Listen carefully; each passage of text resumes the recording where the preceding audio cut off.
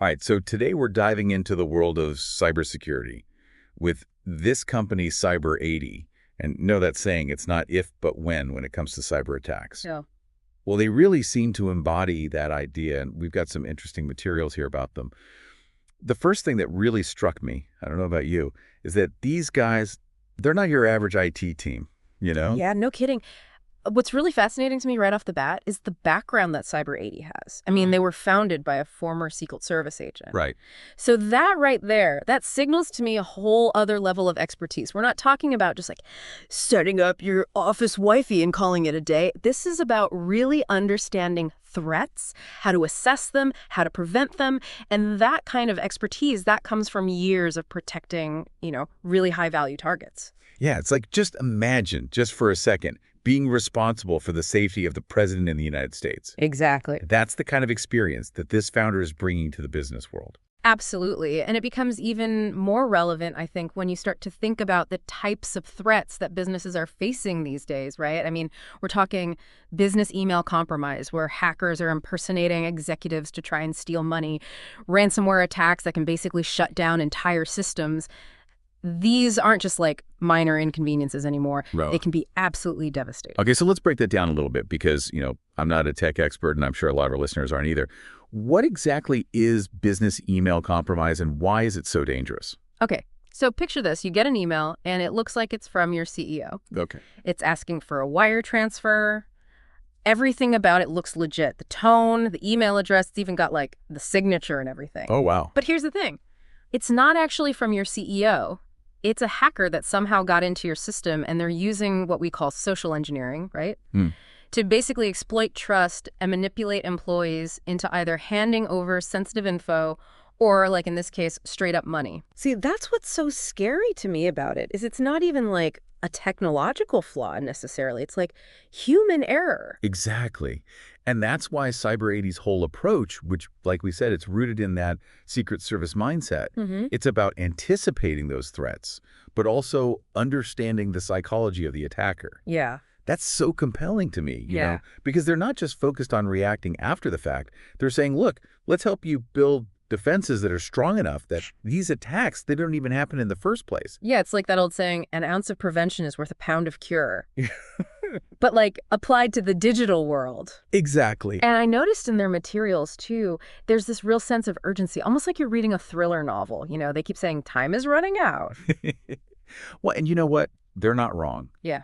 Hackers are constantly evolving their tactics. They're looking for new vulnerabilities, new ways in. It's not even a question of if a company is going to be targeted anymore. It's when. Right. And then you think about the fallout. Right? Yeah. If an attack is successful, we're talking financial losses, legal ramifications, damage to your reputation. It's really no joke. And that's why I think Cyber80 takes such a proactive stance.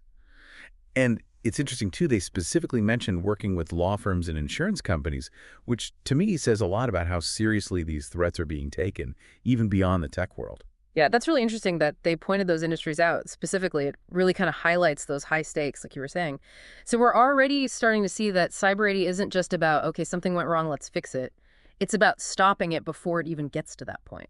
And this is where that idea, that Secret Service mindset, it really comes into play. Like, they gave us this really interesting piece about ransomware attacks and, their stance is that a forensic investigation after you've had an attack like that, it's absolutely essential. Which, on the surface, seems kind of counterintuitive, right? I feel like if I'd just been hit by ransomware, all I'd care about is getting my data back. Right, and most companies, that's exactly how they think. Just get us back up and running. But the thing is, paying the ransom, it's almost like putting a bandage on a gaping wound, Oh, okay. It might stop the bleeding for a little bit, but it doesn't actually address the bigger issue. How did those attackers, how did they get in there in the first place? So you're saying there's a deeper problem that just getting back to business as usual doesn't solve? 100%. If you don't actually understand how that breach happened, you're basically leaving yourself wide open to it happening again, maybe even something worse next time. And that's where this whole forensic investigation piece comes in. Exactly. It's really like detective work in a way, Cyber80's team, they go in, they analyze every single step that the hackers took, and by doing that, they can figure out exactly which vulnerabilities were exploited. So it's like they're figuring out how the digital break-in happened, so to speak. But for someone who's maybe not as tech savvy, how does that translate into actually helping a company? What's the practical takeaway? So first and foremost, it lets them find and fix that hole in the defenses. It could be a software vulnerability. Maybe it was a phishing email that tricked an employee, or even something like their password protocols were weak. So it's about shoring up those weak points, making sure it doesn't happen again? Right, exactly. Learning from that experience. But it's not just about, preventing future attacks. It's also really important for, like, legal and regulatory reasons. I mean, you've got things like GDPR and HIPAA, which I'm sure you've heard of, all about protecting sensitive data. Right. A forensic investigation after a breach. That can be absolutely crucial in proving that a company did everything they were supposed to comply with those regulations. Right, because it's not just a technology problem when something like that happens. It's legal, it's reputation, all of it. And actually, speaking of reputation, wouldn't having that forensic report also be really helpful for, say, insurance claims and things like that? Oh, absolutely. Because now you've got documented proof of the attack, the extent of the damage. It's a lot harder for an insurance company to argue with a detailed report from, cybersecurity experts like Cyber80. So it's about taking a bad situation Yeah. and turning it into a way to learn and actually potentially, reduce the financial hit as well. Exactly. And it all circles back to what we've been saying about Cyber80. They're not just, here's our service, pay us money. They're pushing for a real change in how we approach this whole cybersecurity landscape.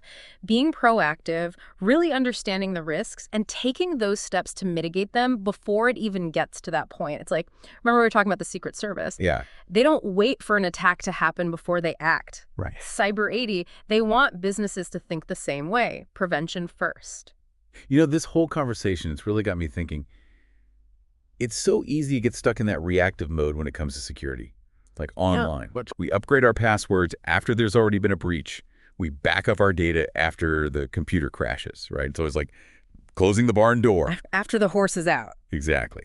But Cyber80, they're encouraging a very different way of thinking, right? This Secret Service mindset you were talking about. Right, yeah. So for our listeners, what does that actually look like in our day-to-day lives, that mindset? Well, it's about being, I guess, constantly vigilant, always kind of assessing, okay, where are the vulnerabilities here?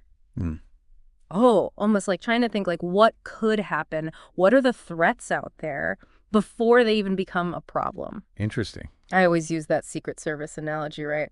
They don't wait for someone to attack the president and then go, oh, what should we do? Right. They're constantly planning, they're training, they're running simulations, all that, to stay ahead of whatever might be out there. So it's about being proactive, thinking like a protector, not just someone who cleans up the mess afterward. Yeah, exactly. And obviously, most of us aren't protecting world leaders or anything. But those same principles, they apply to our own digital lives, too.